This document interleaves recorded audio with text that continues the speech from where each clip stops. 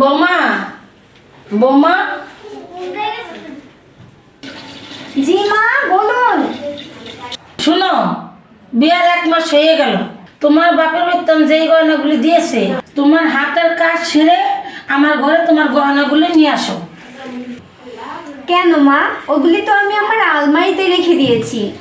ওগুলা তোমার আলমারিতে রাখলে হবে না, এগুলো আমার আলমারিতে যত্ন করে রেখে দিব। যদি তোমার লাগে 2-1টা নিয়ে আমার কাছে থেকে পড়বা। মা, আমি তো গহনাগুলি যত্ন করেই রেখেছি। আমি এই বাড়ির মালিক, আমি যা বলো তাই হইব। তাড়াতাড়ি হাতের কাজ সেরে আমার ঘরে গয়নাগুলো নিয়ে আসো।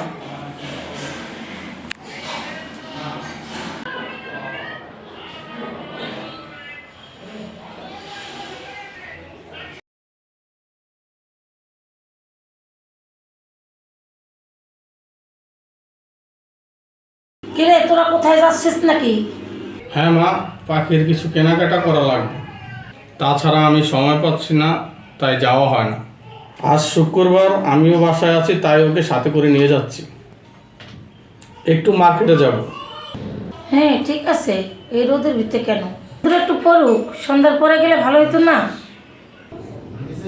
না মা, রোদে কোনো সমস্যা হবে না, আমরা তো গাড়ি নিয়ে যাচ্ছি। গাড়ি নিয়ে যাচ্ছি মানে? না, গাড়ি নিয়ে যাওয়া যাবে না, গাড়ি নিয়ে আমার বোনের বাসায় যাবো, তোমরা ট্যাক্সি ধরে যাও। মা, আমাদের তো বেশি সময় লাগবে না, হয়তো 1 ঘন্টার মতো লাগতে পারে। আমরা আসি, আপনি বরং আমরা আসি, তারপর না হয় যান। আমি তোমার কাছে জানতে চাইছি কখন যাব না যাব না, না কি করব? এই বাড়ির মালিক আমি, এই বাড়িতে আমি যা বলবো সেইটাই হবে। আমরা তো গাড়ি করেই যাব মা। আহা পাখি, চুপ করো। পাখি, মায়ের মুখে মুখে তর্ক করো না। তর্ক করার কি আছে? গাড়িটা আমার বাবা আমাদের বিয়েতে দিয়েছে। আমার বাবার দেওয়া জিনিস আমি যখন খুশি তখন ব্যবহার করতে পারবো, আর তার জন্য আমি কারো পারমিশন নিব না। আমি তো গাড়ি করেই যাব। পাখি, তুমি চুপ করো। তুমি এইভাবে চুপ করে থাকো বলেই, যদি মেরুদণ্ড সোজা করে মায়ের মুখের উপরে অন্যায়ের জবাবগুলি দিতে পারতে, তাহলে এই অন্যায়গুলো আর কখনো হতো না। তা যাও, তোমার গাড়িটা তো তোমার বাবার দেওয়া, তুমি গাড়ি নিয়ে যাও। ছেলেটা তো আমার, ছেলেটা রেখে যাও। এই যা, তুই ঘরে যা।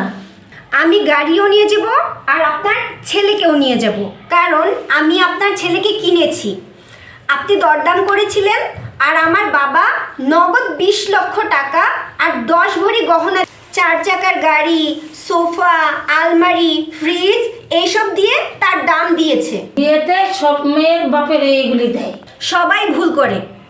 যৌতুক দেয়া এবং যৌতুক নেয়া দুজনের সমান অপরাধ। শুধু ভালোবাসার মানুষটিকে বিয়ে করে সংসার করব বলেই এই অন্যায়গুলোকে মেনে নিয়েছিলাম। তাছাড়া আপনি আমার বাবাকে অনেক প্রেশার দিয়েছিলেন সব কিছু দেওয়ার জন্য। আমার বাবা অনেক কষ্ট করে এই সব কিছু জোগাড় করেছে। এই সমাজে এমনও লোক আছে যারা মেয়ের সুখের জন্য সর্বস্ব শেষ করে যৌতুকের টাকা জোগাড় করে। একবার ভাবুন তো তাদের কতটা কষ্ট হয়। আপনার যদি একটি মেয়ে থাকতো, তাহলে আপনি বুঝতে পারতেন মেয়ের জন্য কতটা স্যাক্রিফাইস করতে হয়। আর যদি আপনার একটি মেয়ে থাকতো আর তাকে বিয়ে দেওয়ার জন্য দামি দামি যৌতুক জোগাড় করতে হতো, আর সেটা আপনার কাছে না থাকতো, তখন একবার ভাবুন তো আপনার পরিস্থিতিটা কি হতো। আসলেই তো মা, আমার কোনো মেয়ে নাই, তাই আমি বুঝতে পারিনি। তুমি আজ আমাকে অনেক কিছু বুঝিয়ে দিলে। বৌমা, তুমি আমাকে ক্ষমা করে দাও। আজ থেকে তুমি আমার মেয়ে, আমি তোমার মা। আসুন সবাই মিলে যৌতুক নামক ব্যাধি থেকে সমাজটাকে মুক্ত করি।